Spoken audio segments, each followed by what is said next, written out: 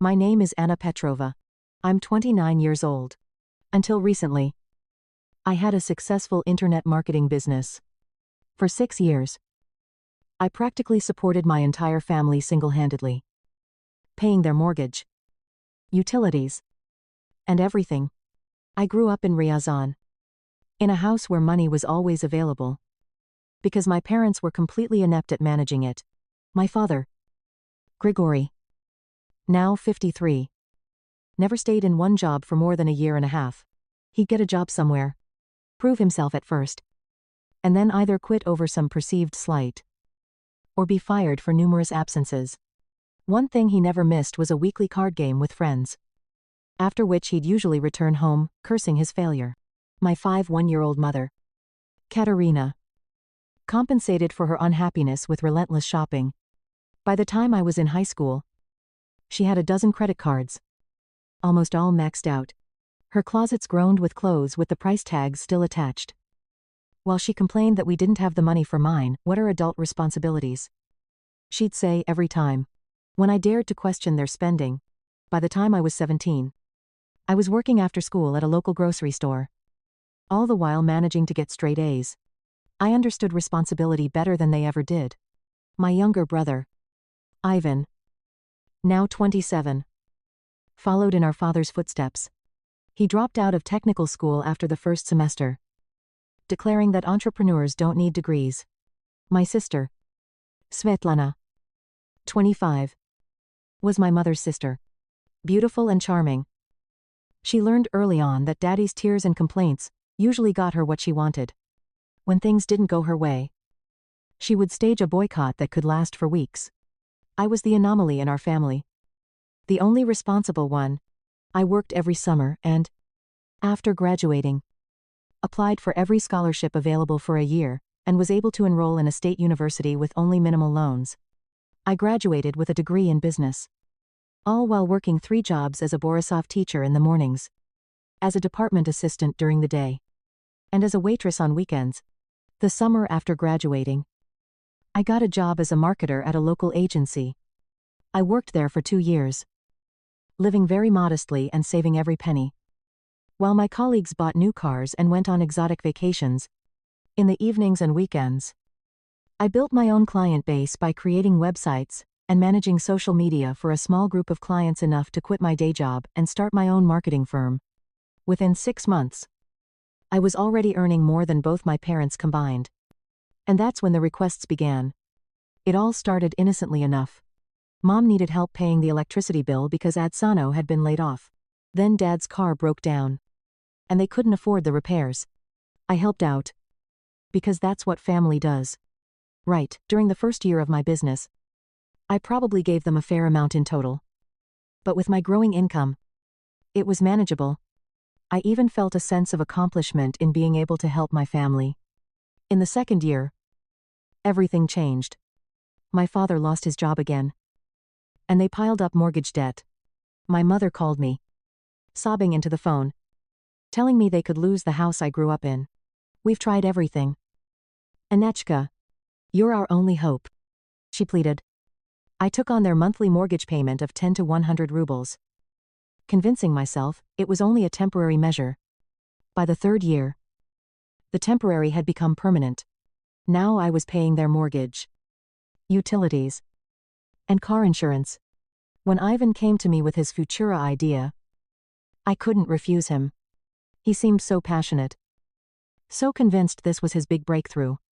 The investment of 13,600 rubles vanished within 4 months, leaving nothing behind but a half-wrapped van until it was sold for scrap. It was Svetlana's wedding for the 4th year.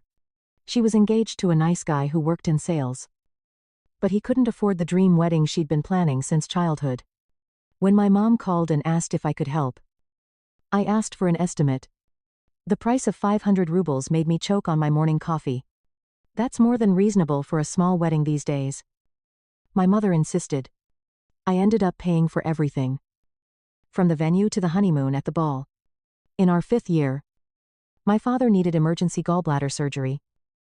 Even though he had basic insurance from his new job, the deductible was high, so I covered the medical bills for the rest of the year. and also bought him a used car when his old one finally broke down. My mother's recklessness worsened, and I found myself paying off her credit card debts to keep her credit rating from completely collapsing. By the 6th year, last year, I was already fully supporting my entire family. My parents hadn't paid their mortgage for 4 years. I covered all their utilities. I paid Ivan's rent after his third roommate kicked him out for non-payment. I helped Svetlana with her car loan payment when she decided she needed a brand new SUV. Despite not having children, in total, I was spending over 30 rubles a month on my family, while simultaneously trying to grow my business. The gratitude that had been present during the first year had long since evaporated. My help was unappreciated, it was expected as a given. When I failed to immediately transfer funds for Svetlana's emergency sale at an expensive boutique, she didn't speak to me for several days. When I suggested my father look for a more stable job, my mother accused me of calling him a loser. "After everything we've done for you," became her constant refrain. Although I couldn't remember what they'd done, other than provide the legal minimum during my childhood. I missed vacations with friends because my money was tied to everyone else's lives. I worked 60 hours a week to maintain the income needed to support 5 adults.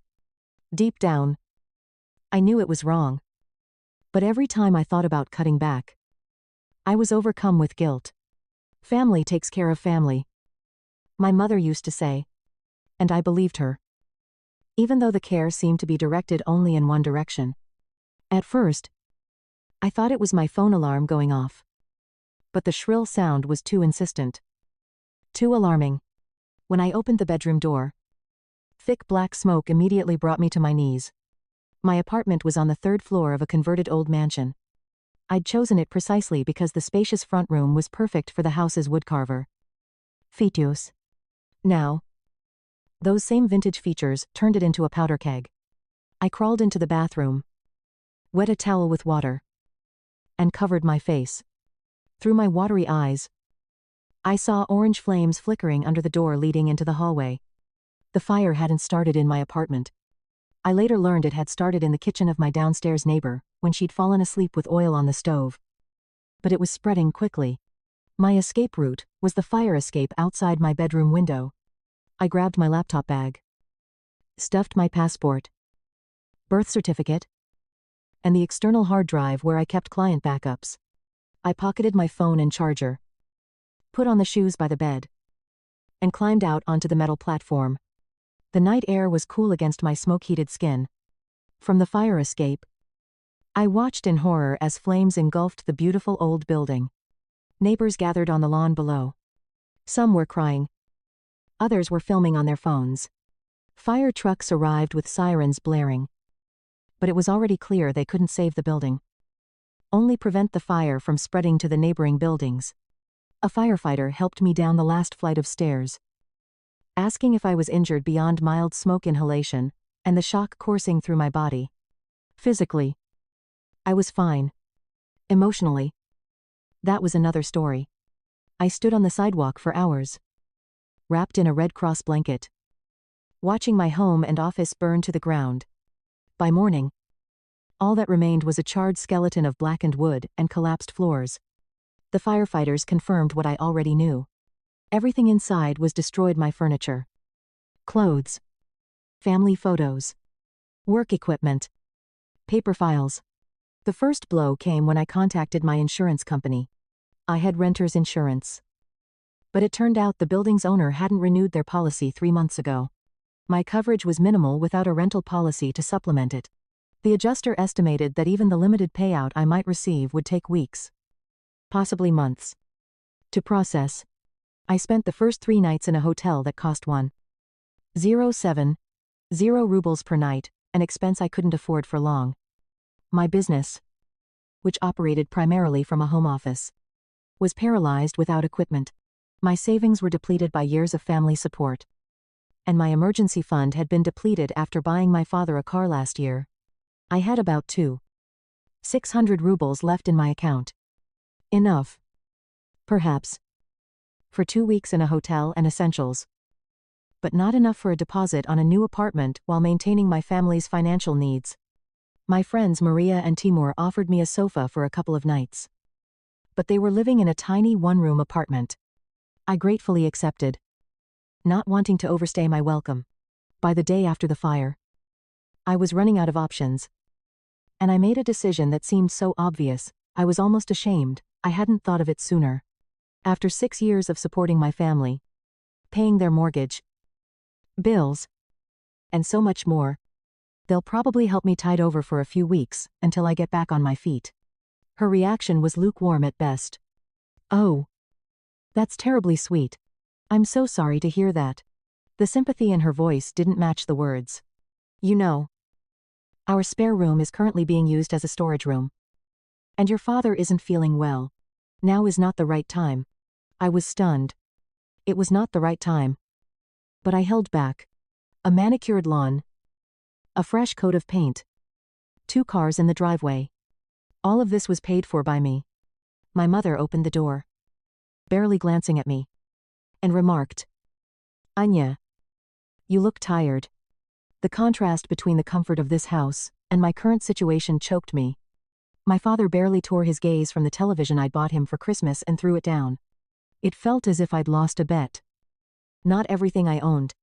I sat down on the sofa and delivered my carefully prepared speech, explaining that I only needed a temporary place to stay for a few weeks. The silence that followed my request seemed to last an eternity. "Anya, you know we love you," my mother began. But she replied that my presence would disrupt my father's routine. There was plenty of space in their 4-room house, but there wasn't even a corner for me. And then she did it. She laughed. A short, dismissive laugh that cut me like a knife. "Don't be so dramatic. Anya, this isn't a shelter. You've always been resourceful. I'm sure you'll come up with something." At that moment, something inside me broke. 6 years of support, sacrifice, responsibility. And this is how they repaid me. "You realize," I said in an unnaturally calm voice, "I've been paying the mortgage on this house for 4 years. My mother's face hardened. "This is different. We're your parents. We raised you." At that moment, Ivan walked in, hearing what was going on. He frowned. "No way. I have all the gaming equipment there. And I'm hosting a tournament this weekend." I jumped up, shaking with rage and disbelief, and screamed, listing everything I'd been paying for 6 years, the mortgage, the bills, the cars, Ivana's failed business, Svetlana's wedding, my father's medical bills. I cried, tears streaming down my face. I lost everything in that fire. Everything. And you can't even offer. Enough. Anya. If you helped us only to reproach us for it later, then maybe you should stop. Maybe you should. I whispered. The last straw was the call to Svetlana. She expressed sympathy. But when I told her I'd asked my parents for blood, her tone immediately changed. "Well, I'd offer our place. But you know how small it is." As I was leaving, I heard the most dreaded question from my mother. "You'll transfer the mortgage payment on the 1st of the month." "Right. We have a property tax bill coming up soon."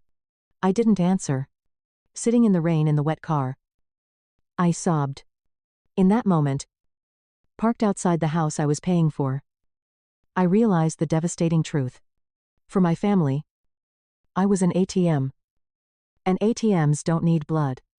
That night in the car, I opened my phone's notes and started counting mortgage payments, utilities, car loans, Ivan's business failures, Svetlana's wedding, almost 18 million rubles. Wasted. And what did I get in return? Not even a sofa. When I had nothing left, at dawn, exhausted and hungry, I stopped at a 24-hour cafe.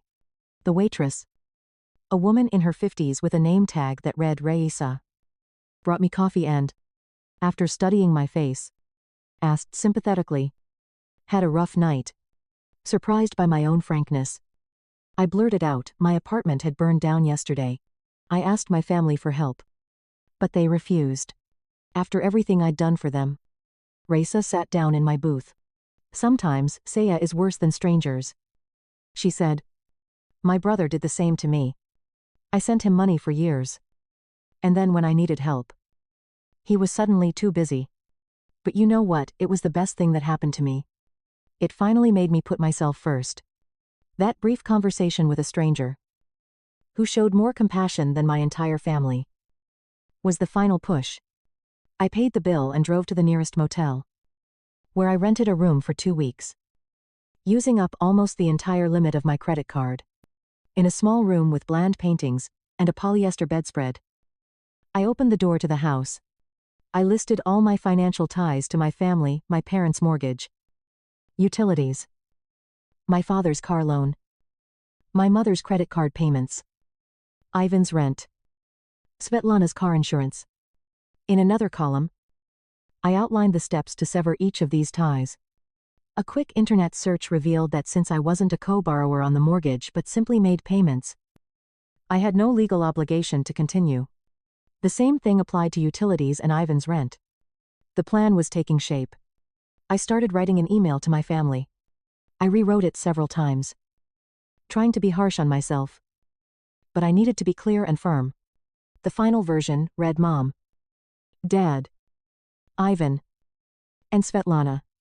After yesterday's conversation, I made a decision that had been brewing for a long time. From this moment on, I will stop providing you with any financial support. Over the past 6 years, I've given this family almost 18 million rubles. I paid for everything, from the mortgage to Ivana's failed business ventures and Svetlana's wedding. Yesterday, when I came to you, having lost everything in a fire, you couldn't even offer me the house I'm paying for. This made my place in this family crystal clear to me. I've already contacted all the companies to have my payment information removed. This isn't revenge. Now I need to put myself first. Please don't contact me with requests for money. My decision is final. Anna. I didn't send it right away. Instead, I lay down and fell into a deep, dreamless sleep for the first time since the fire. When I woke up a few hours later to my mother's missed calls, I didn't listen to them. I opened my laptop again, reread the email, and before I could change my mind, I clicked. Then I blocked all their numbers. A strange feeling came over me. Dissatisfaction or schadenfreude. Or rather, accusation. A pure, all-consuming revelation. I had nothing. But I felt lighter than I had in years. The next morning, I started with a trip to the bank. The manager, Yulia, knew me and had heard about the fire. I explained that I needed to close my accounts. She understood everything without further ado and helped me. At my request, she printed out statements with all the transfers to my family for the past 6 years. Just in case. All day long, I methodically called the mortgage, utility, and car loan companies. One by one, I cut off my financial ties. With each call, each confirmation email, I felt more and more in control of my life. My phone was ringing off the hook with calls and messages. My family discovered that access to my accounts had been blocked. I hadn't read them. The final step was a call to a legal consultant, who confirmed that I had done everything correctly and was not legally obligated to continue making payments, which were voluntary gifts. That evening, I sent each family member a separate email with screenshots of bank statements, documenting in detail the amounts they had received. No emotions, just numbers. Then I set up an answering machine for email and phone. That evening in the motel room, I felt a mixture of grief, anger, and anxiety. But underneath it all, there was a deep sense of liberation. I had fewer than 70 rubles in my new account. But for the first time in years, every ruble I earned would belong to me. It was finally starting to ease. By the time I woke up the next morning, I had lost 100 missed calls. 23 of them were from my mother. Her first voicemails were angry. Anna, what are you doing? Call me back immediately. By mid-afternoon, her tone had changed to one of bewildered indignation. I don't understand why you're acting like this. After everything we've done for you. The evening messages became tearful and manipulative. We can't pay the mortgage without you. Are we supposed to end up on the street? Father called 8 times, but left only 2 short, threatening messages. Ivan's messages became increasingly aggressive, veering from panic to drunken insults. Svetlana initially showed sympathy, but quickly moved on to her own problems. My car payment was due next week. And then to accusations. I read it all, but didn't respond. Each message only confirmed that I'd made the right decision. They didn't want me. They wanted my money. Meanwhile, I had my own problems to deal with. I bought a simple laptop and converted the public library into my office. For hours, the owner of a local printing shop named Daria overheard me talking to a client about losing my home office. I have a spare office in the back of the shop, she said. You can use it until you get back on your feet. Maybe we can trade services. I need help with my website. Through her, I met Rada, the landlord. After hearing my story, she offered me a small 1-bedroom apartment at below market price. She said, if you do it yourself, I'll waive the deposit and lower the rent. This apartment, tiny as it was, became my refuge. I began renovating it. And Daria became not just a business partner but a true friend. The calls from my family gradually stopped. A month after our breakup, my mother showed up at the printing house. Anna. Finally, she said. We need to discuss this situation. I answered calmly. You should talk to a financial advisor. And that's all you can say after everything we've done for you. And what exactly have you done for me? Mom, when I lost everything and needed blood, you laughed in my face. It was a misunderstanding. No, I said firmly. It was the moment of truth. I gave you everything. And when I needed the bare minimum in return, you showed me my true place. I'm not punishing you. I'm taking care of myself. You're adults. Deal with it yourselves. Just like I had to. I said goodbye and asked her not to come back. When she left, I realized I was truly okay. A year has passed since the fire. My apartment, which I painted in bold, cheerful colors and furnished with restored furniture, has become my true home. Our small office services business has grown into a full-fledged marketing agency. The insurance payout, which was larger than I expected, allowed me to invest in the business. And my first weekly sessions with a therapist, Dr. Larissa, were key to my healing. She identified what I'd experienced as financial abuse and helped me understand the complex emotions that had trapped me.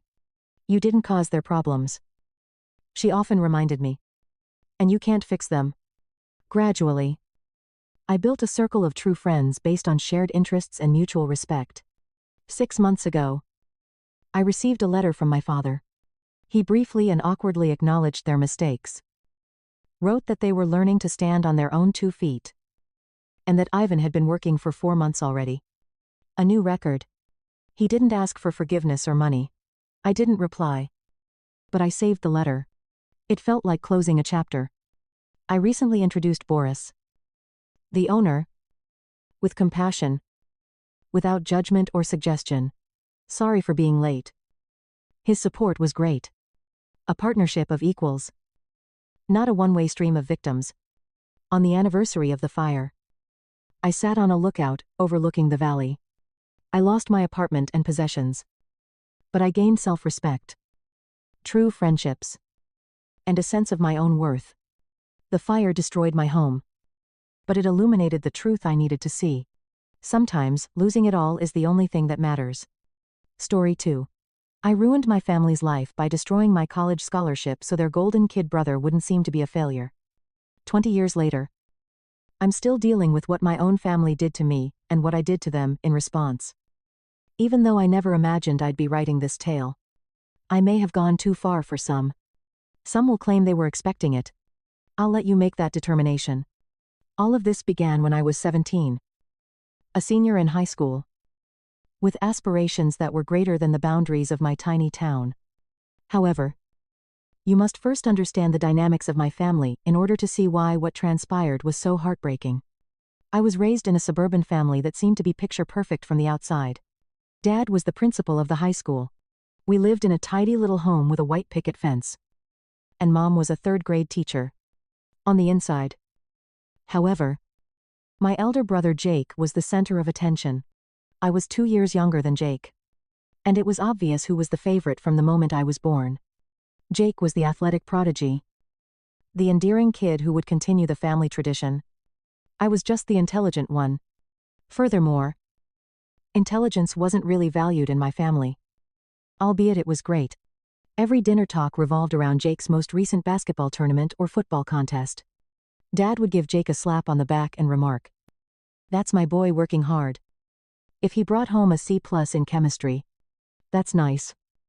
Honey, did you see Jake score 3 touchdowns last Friday?" The double standards were insane. Mom would hardly glance up from her grading when I brought home straight A's. Jake could stay out until midnight without getting in trouble. But I had to be home by 9:00. What I received for my 16th birthday was a lecture about responsibility and a maybe next year when I inquired about driver's ed. The worst part, though, wasn't even the favoritism. It was how they expected me to be appreciative of the meager attention I received. Jake received a brand new car for his 16th birthday. A red Mustang that he immediately crashed into a mailbox. I spent my entire high school career living in Jake's shadow. But I had a plan. I was going to get into a prestigious college. Preferably far away. And prove that I was valuable. For example, when Jake failed his SATs the first time, my mother became interested in my perfect score. Not to celebrate me, but to ask if I could tutor Jake. Of course, I said yes. My GPA was 4. San. I was valedictorian, president of 3 organizations, and had service hours that would make a saint envy. And my guidance counselor, Mrs. Patterson, used to joke that universities would be vying for me. I studied as if my life depended on it. And to be honest, it did. "You are the type of student scholarship committee's ideal candidate," she would remark of Sarah. At that point, I discovered the Morrison Academic Excellence Scholarship. An amazing full-ride scholarship to State University that covered tuition, lodging, and board, books, and everything else. You're going to have your pick of schools. One state university wasn't Harvard, but it had a great business program.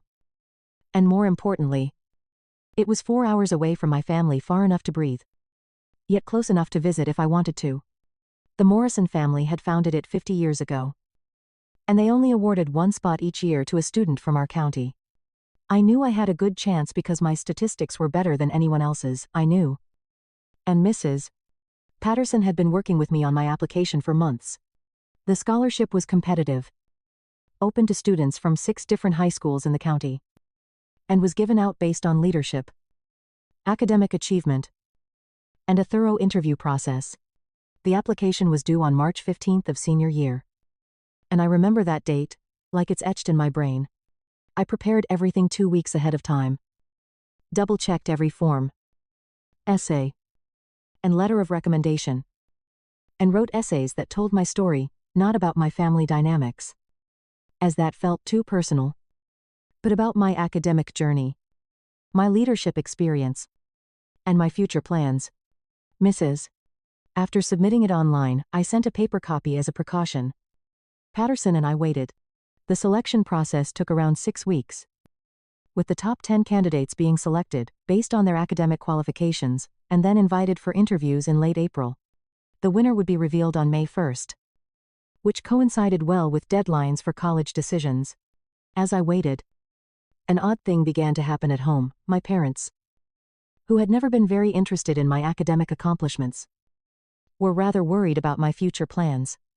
One evening, while I was working on my homework at the kitchen table, Dad said, "You should really consider staying local for college. State University is nice, but there are plenty of good schools right here. I am considering state."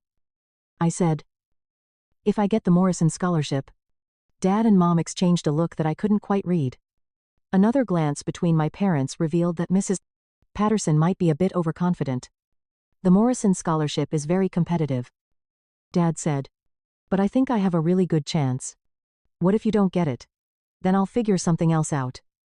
"Oh, honey, Mom began in the tone she used when she felt I was being stupid. Students from all over the county apply. I glanced up at last. I know that. But I have the greatest GPA in the county. Flawless test scores. And more leadership experience than anybody. Why wouldn't I have a chance? These issues are political in nature. And grades aren't always the only consideration. I didn't understand what she meant when she said, "The Morrison family has certain preferences." To be honest, I didn't give a damn. I felt confident in my application and knew I was eligible. I was unaware of the plans my parents were making behind my back. April came and went. I should have heard anything about interviews by the month's final week. Mrs. As he called the scholarship office and received evasive answers on the processing and review of applications, Patterson began to seem anxious. May came first. No mail. No phone call. Nothing. Even though I was saddened, I made an effort to remain logical. Perhaps the competition was that difficult. Perhaps someone else was even more qualified. Perhaps I had been too hopeful and my parents were correct. Everything changed when Jake brought home the news. You know what?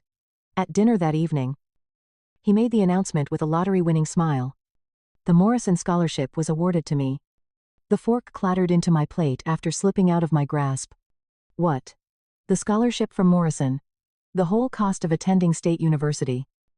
You know. This afternoon. They gave a call. I gazed first at him and then at my folks, who were grinning like cocks. That's not possible, I said. Why can't that happen? Dad inquired, his tone taking on a dangerous edge when he believed I was making fun of Jake. As Jake didn't submit an application, he has a 2.8 gigapascals. To be qualified, you must get at least a 3. Woo. It demonstrates your knowledge, Jake said slyly. Yes. I applied. In March. Dad assisted me with the application. Additionally, it seems like they were seeking someone with more than just book smarts, somebody with a broad range of expertise. I had the impression that I was in the twilight zone. Last semester. Jake. You failed 3 courses. You've never belonged to any clubs or associations. In your whole life. You have never offered your assistance. Sarah. That's enough. Sharply. Mom remarked. You shouldn't be angry with your brother just because you didn't get the scholarship. Jake has several attributes that universities look for. Name one. I snapped. He's a natural leader. Dad added. Captain of the football team. Popular with his classmates. Well liked by instructors. That matters for a lot more than you would believe. I excused myself from supper and went directly to my room where I phoned Mrs. Patterson at home. She sounded as puzzled as I felt. Sarah. That can't be right, she said. I've been in touch with the scholarship committee. They never got an application from Jake. And furthermore, even if they did, he doesn't match the basic standards. Then how did he obtain it? I don't know. But I'm going to find out. Can you come to my office first thing tomorrow morning? That night was the longest of my life. I continued trying to make sense of what had occurred. But nothing added together. Jake was really thrilled. And my parents were acting as if it were true. Even though he couldn't have really received a scholarship for which he wasn't eligible. Mrs. Patterson and I made a joint call to the Morrison Scholarship office early the next morning. The lady on the phone verified that Jake Matthews had received the scholarship. But things became strange when we inquired about my application. The administrator apologized. But there is no record of Sarah Matthews' application. Mrs. Patterson said that it was not feasible. I mailed and electronically submitted it myself. I'll check again. No. Nothing is visible to me. Are you certain that the application was filled out accurately? The application may not be processed if all the necessary materials are not submitted by the due date. After 20 minutes of going around in circles, the tale remained the same. Their records show that Jake applied for the scholarship and was the most exceptional applicant. But I had never applied. At that point, Mrs. The question that made all the difference was posed by Patterson. When was Jake's application submitted? Please. After a moment, typing began. Let me check. Principal David Matthews submitted it on March 17. Jake's application was filed by my dad 2 days over the deadline. My application mysteriously vanished completely after he used his status as principal to have it approved late. Mrs. Patterson's expression became pale. Sarah. You really need to go home and talk to your folks about it. In a few days. My head was buzzing with potential options as I drove home. They're all bad. Mom was still in her jammies, sipping coffee, and seemed abnormally anxious when I discovered her in the kitchen. I replied, attempting to sound steady. Mom, I need you to be honest with me and answer a question. How did my application for a Morrison scholarship go? The fact that she didn't respond right away was sufficient. Sit down. Mom. Honey. Let me clarify. Please let me know how my application was handled. She let out a long sigh. This is how your father and I felt it was best. Jake is more in need of this scholarship than you are. Does he need it more? I was raising my voice. His GPA is 2. Bah. He is almost about to graduate. He needs it precisely for that reason. Sarah. You're intelligent. Scholarships are available everywhere. This might be Jake's last college opportunity. You ruined mine. Then nothing was sabotaged by us.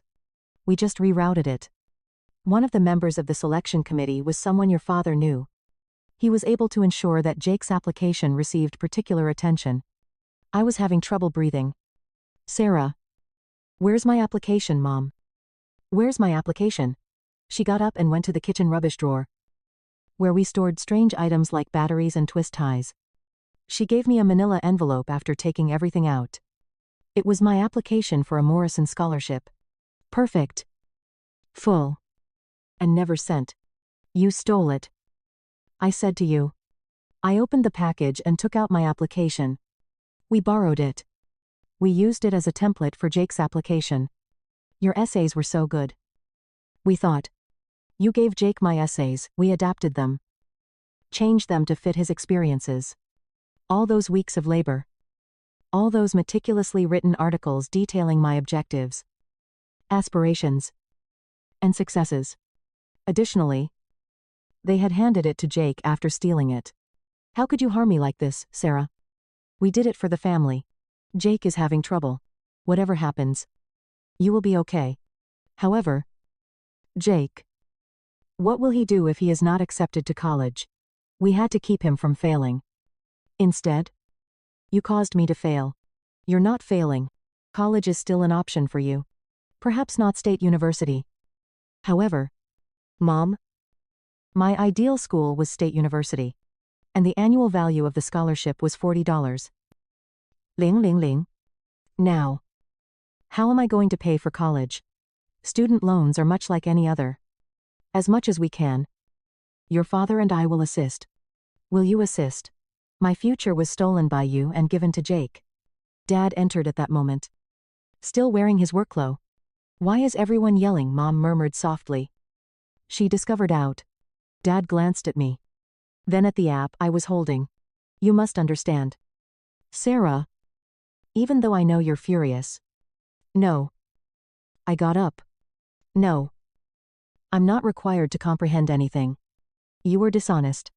You falsified a scholarship application for Jake after stealing mine. That is illegal. Give it a minute now. You took use of your position as principal to delay the acceptance of his application. My articles were given to him by you. I'm very sure you also utilized my test results. I was correct. Based on the expression on his face. My SAT results were turned in under Jake's name. Dad.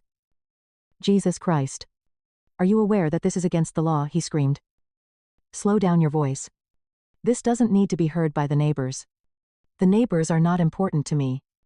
My own parents ruined my future in order to support your priceless golden kid. And I worry about that. Mom responded. Jake is not our golden child. However, she didn't seem persuaded either. Really? Tell me about the one time you choose me over Jake. There was a moment when my accomplishments were more important than his emotions. Quiet. I had that notion. I was enraged and disappointed for the remainder of my senior year. While my companions were eagerly preparing for college, I was frantically looking for other options. With a partial scholarship, I was able to enroll at a respectable public university. But doing so required me to take out large student debts and work part-time throughout my time there. When Jake enrolled at State University in the autumn, he pretended that he had earned his place. Like happy parents, my parents gave him a farewell party, got him a laptop and new clothing, and took him to university so their successful son could follow his ambitions. They also offered to drive me to school. But I turned them down. I had already begun to distance myself from them. And to be honest, I couldn't stand to see their skewed priorities again. College was challenging. Very difficult. Financially, it was a nightmare. But intellectually, I could do the material with ease. I took on additional shifts during breaks and worked 20 hours a week at a campus cafe. But each semester I still had to take out more loans. I wore the same 3 clothes every 3 days. Ate generic mac and cheese and ramen noodles. And was unable to afford to take vacations off from work. Jake, on my scholarship, was enjoying the good life at State University in the meanwhile. Or at least trying. Jake had scholastic difficulties from day one, which I subsequently learned about from a mutual acquaintance. Despite receiving tuition, he was barely passing his courses after being put in remedial math and English. In an attempt to find something manageable, he switched majors 3 times in 2 years. The problem is that I was unaware of all of this at the time. All I knew was that Jake was doing well and really discovering who he was at college. Based on what my parents told me on our less and fewer phone conversations. In 4 years, I received my business degree. Summa cum laude with honors.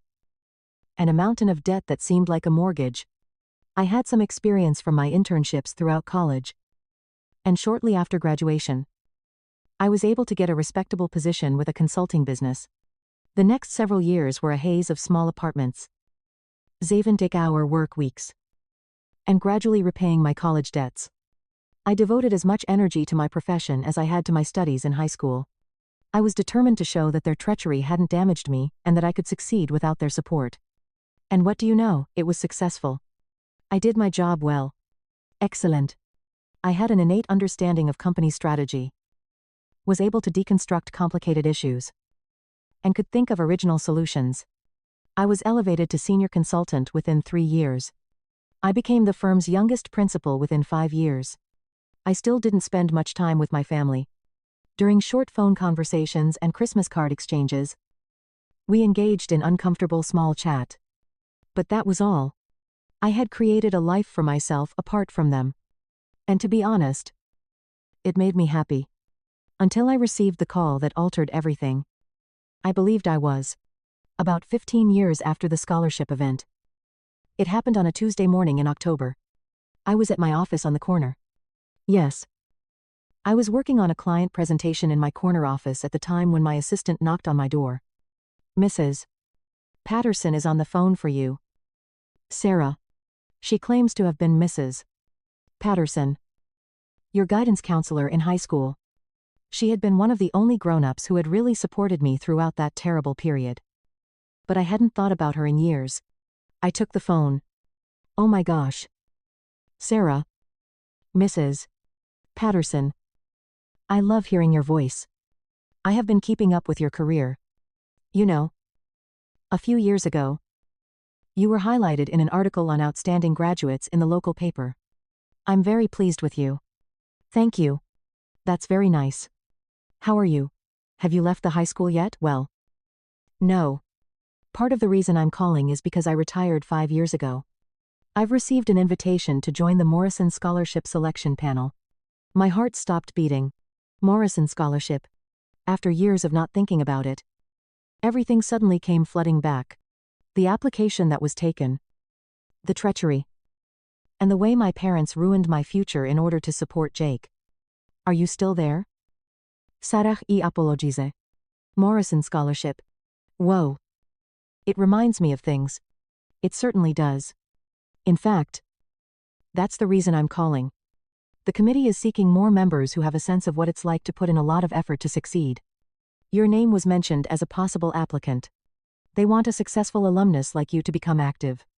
My name was mentioned. I could have recommended it. However, I will always remember what happened to you with the scholarship. Sarah. It was incorrect back then. And it is incorrect now. You should be active in ensuring that worthy kids have the opportunity they deserve. In my opinion, I remained silent for a while as I considered her question. The scholarship that should have been mine, the Morrison Scholarship Committee, had been taken from me and awarded to Jake instead. What would it entail? Twice a year. We gather. Application reviews and applicant selection are done once in the autumn, while final interviews and selection are done once in the spring. Of course, it's voluntary labor, but the rewards are tremendous. Additionally, Sarah, you would have access to all of the historical documents, including those of previous receivers and their results. She seemed to know precisely what she was giving me, based on the tone of her voice. I'd like to know. I responded. When do you need a response? 3 weeks from now is the next gathering. If you would like, I may submit your name. Sure. Please. My thoughts were racing about the Morrison Scholarship Committee as I sat in my office and stared out the window after hanging up. I was going to have access to all the documents and be inside the organization that had been the focal point of my family's betrayal after all these years. For the first time in more than 5 years, I returned to my hometown by car 3 weeks later. Not much had changed. The same impression of being too tiny for my goals. The same familiar buildings. The same small-town vibe. However, I was unique. The distraught, deceived youngster, who had left with nothing but debt and resolve, was not me. I had wealth and power as a prosperous entrepreneur. The committee meeting took place in a stunning historic structure downtown, the headquarters of the Morrison Families Foundation. In all, there were 8 of us. Mrs. Patterson, myself, 3 prominent local business people, a retired educator, a bank president, and Dr. Morrison, the scholarship's founder's grandson, were all present. Dr. Morrison was a remarkable man with silver hair and kind eyes who was most likely in his 60 seconds. He personally greeted me and expressed gratitude for my time donation. He said that we are always seeking outstanding young graduates to join our committee. Mrs. Patterson thinks highly of you. And you have accomplished a lot in your work. You're a blessing to us. An outline of the current applicant pool was given at the beginning of the meeting. 23 kids with outstanding credentials from all throughout the county. I was astounded by these children's qualifications throughout the 3 hours we spent evaluating applications. More qualified than Jake, who nevertheless managed to get the scholarship. Mrs. Patterson pulled me aside after the official meeting. I want to show you something. Sarah. She showed me the foundation's historical archives, which were maintained in a little office. All previous recipient files are available to you as a committee member. I thought you would want to look at a few of them. She placed a huge file folder on the desk in front of me, entitled, Recipients. 2000, 2010. Slow down, she urged. When you're ready, I'll be in the main conference room. When I opened the folder, my hands were trembling a little. Until I discovered what I was searching for. I went through the files chronologically. Jake Matthews. 2006. As soon as I opened Jake's file, I realized something was off. Jake's handwriting was not on the application. I had it. Not the essays alone, but the whole application. My initial application was actually photocopied, with Jake's name substituted with mine. They had taken advantage of my GPA, exam results, extracurricular activities, volunteer work, and everything else. However, it wasn't the most startling aspect. The follow-up paperwork was the most startling aspect. Annual progress reports, transcripts, verification of attendance, and details about their academic and professional development were all needed of each Morrison Scholarship winner. The foundation kept close tabs on its students, in part to keep up connections for future fundraising, and in part to make sure the funds were being used wisely. Jake had sent in progress reports for his first 2 years at State University. According to his records, despite his low grades, mostly C's with a few B's and D's, he was still able to retain the minimal GPA needed to be eligible for the scholarship. The report, however, ceased in his 3rd year. The foundation administrator had left a message in the file. Several inquiries for a progress update were not answered. The student seems to have dropped out of college. Tried to get in touch with relatives. According to parents, the student is taking a break but will return to finish their degree. A year later, the following entry was made. The receiver has not contacted us yet, although they are unable to provide proof. Parents now assert that the kid has transferred to another school. The scholarship was formally discontinued since the reporting criteria were not met. 2 years later, the last entry was made. Parents still assert that the kid earned a business degree from the public institution. No such graduation record exists. According to university registration. Before it finally hit me, I read that last phrase 3 times. Jake had never received his college degree. In his 3rd year, he left school and never returned. However, my parents claim that Dad was a businessman and college graduate. For more than 10 years, they had been lying about it. The few discussions I'd had with my family over the years flashed across my thoughts. They had spoken about Jake's great work and their pride in their college-educated son in every Christmas letter and phone conversation. All along, they had been lying. I used my phone to take images of each page in Jake's file. Then I meticulously restored everything to its original state. Although my hands were still trembling, this time it was due to adrenaline instead of nervousness. I had evidence. I finally got evidence of what they had done after all these years. However, that was insufficient. If Jake wasn't the accomplished college graduate they said he was, I wanted to know more about what he had been up to for all these years. I did what a reasonable person in 2021 would have done that evening. I began using social media to follow my brother. Finding him didn't take long. Jake's Facebook page was a treasure trove of information. And he wasn't very attentive about his privacy settings. His profile said that he was employed at Matthews Consulting Solutions as a business development manager. I searched up Matthews Consulting Solutions since I had never heard of it. The firm's website was simple, including stock photographs and ambiguous explanations of its organizational development and business planning services. The stated address was a P.O. box. It was a phony business. Using his purported academic degree to persuade others that he was prepared to provide business advising services, Jake was engaging in some kind of fraud. I looked further.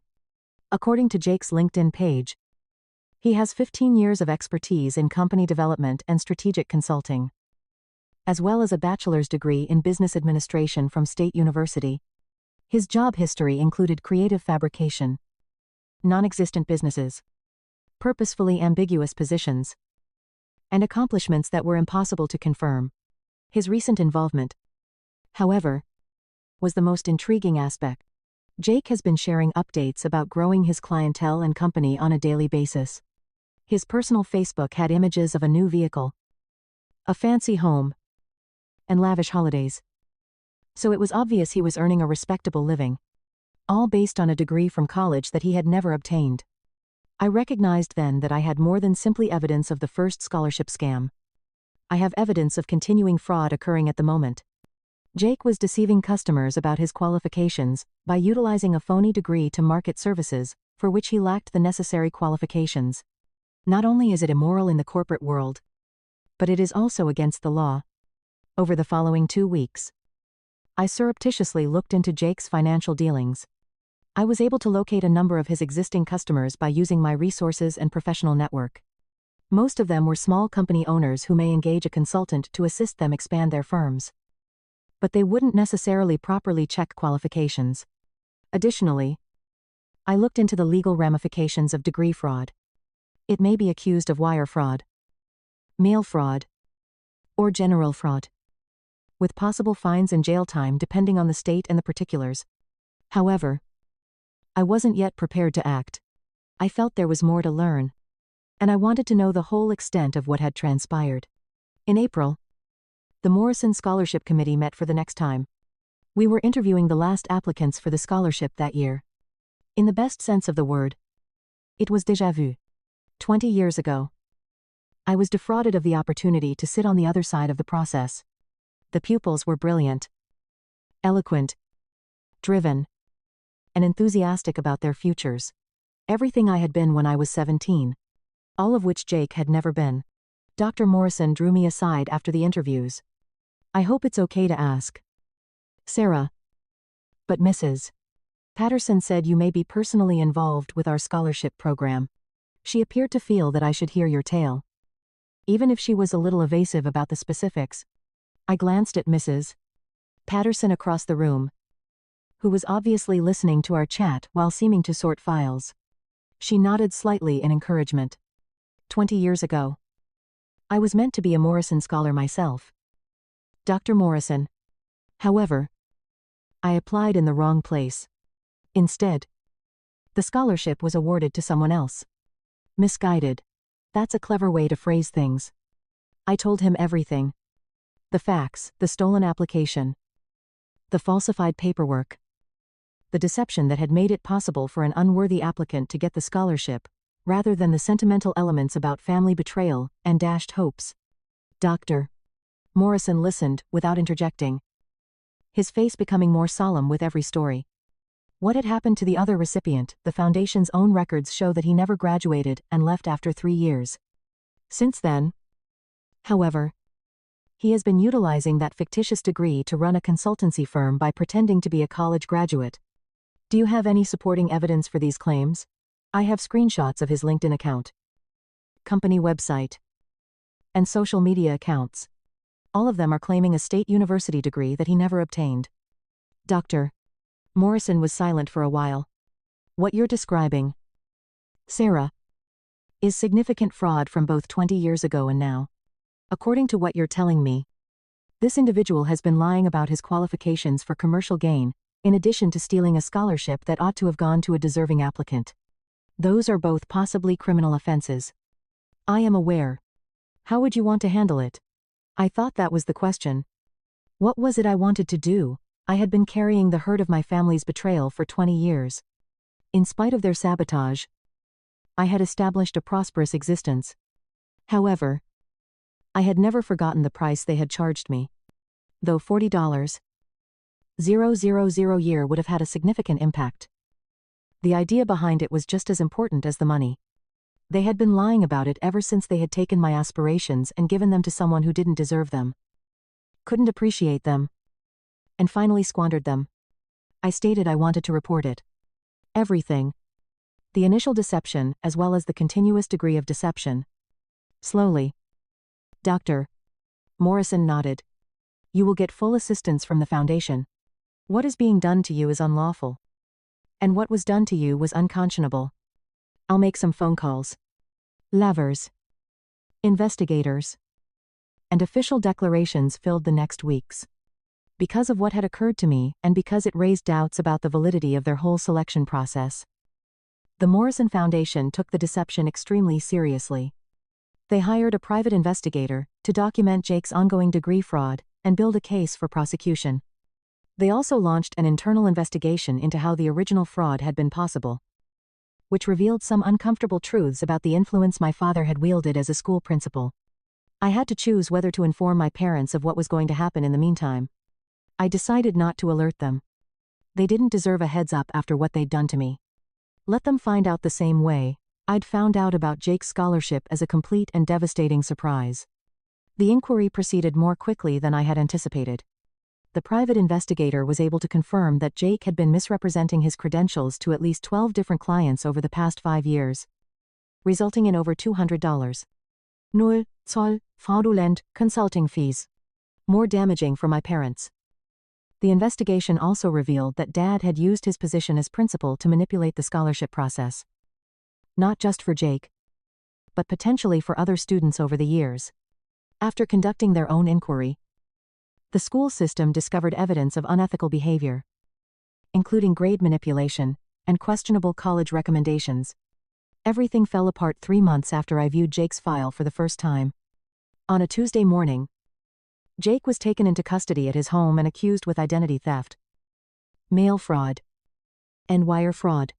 The story was featured on the first page of the local newspaper. Local business owner arrested for degree fraud. The same day my parents were placed on administrative leave pending the results of the school district's investigation. I found out about Jake's arrest the same way everyone else did from the newspaper article that someone shared on Facebook, Seeing his mug shot. Reading about his fraudulent business activities. Knowing that he was finally facing consequences for his actions. It was surreal. But I didn't feel the satisfaction I'd expected. Mostly, I felt sad. Sad that it had come to this. Sad that my family had made choices that led to this moment. Sad that relationships that should have been built on love and support had been destroyed by favoritism and dishonesty. My phone started ringing almost immediately. First my mother. Then my father. Then relatives I hadn't heard from in years. I let them all go to voicemail. The messages were predictable. Mom crying. Asking how I could do this to my own brother. Dad demanding that I fix this mess. Insisting that Jake had made mistakes, but didn't deserve to go to prison. Aunts and uncles who'd never bothered to stay in touch. Suddenly very concerned about family loyalty and forgiveness. I didn't return any of the calls. A week later, there was a knock on my apartment door. I looked through the peephole and saw my parents standing in the hallway, looking older and more worn down than I remembered. I almost didn't answer. But after 20 years of avoided conversations and unresolved anger, maybe it was time to finally have it out. I opened the door but didn't invite them in. Sarah, Mom said. And I could see she'd been crying. We need to talk. I don't think we do. Please. Dad said. Jake is in jail. They're saying he might go to prison for years. And we might lose our jobs. Our pensions. Everything we've worked for. Surely. We can work this out. Work what out? Jake committed fraud. You committed fraud. Actions have consequences. It wasn't fraud. Dad said. Getting that defensive tone I remembered from childhood. We were trying to help our son. Jake needed that scholarship more than you did. Jake needed it more. I felt that familiar anger rising. Jake, who had a 2.8 gigapascals and had never worked for anything in his life, needed it more than me. You were always going to be fine. Mom said. We knew you'd find a way to succeed no matter what. But Jake, we were worried about him. So, you decided to destroy my future to save his. We didn't destroy anything. You went to college anyway. You have a successful career. Everything worked out fine. Everything worked out fine. I stared at her. Mom? I took on $60. 0 inches student loans because of what you did. I worked 20-hour weeks throughout college just to survive. I couldn't afford to come home for holidays because I needed to work. I built my entire career knowing that I couldn't count on my family for anything ever. But you succeeded despite you. Not because of you. And Jake. The son you were so worried about. He dropped out of college and has been lying about having a degree for 15 years. He's been committing fraud and stealing money from small business owners. How exactly did your plan work out? They were both quiet for a moment. Then Dad tried a different approach. Sarah. We know we made mistakes. But Jake is still your brother, and we're still your parents. Doesn't that count for something? You stopped being my parents the day you chose Jake's convenience over my dreams. And Jake stopped being my brother when he took what was mine and pretended he'd earned it. We can fix this. Mon said desperately. The lawyers say if you withdraw your complaint. If you say it was all a misunderstanding. No. Sarah. Please. He's your brother. He has a family now. Kids. Do you really want to destroy their lives over something that happened 20 years ago? I'm not destroying anything. I'm finally telling the truth about something that should have been exposed 20 years ago. Jake made the choice to build his life on a lie. You made the choice to help him do it. Now you all get to live with the consequences. Dad's face was getting red the way it used to when I was a kid. And he thought I was being disrespectful. You always were selfish.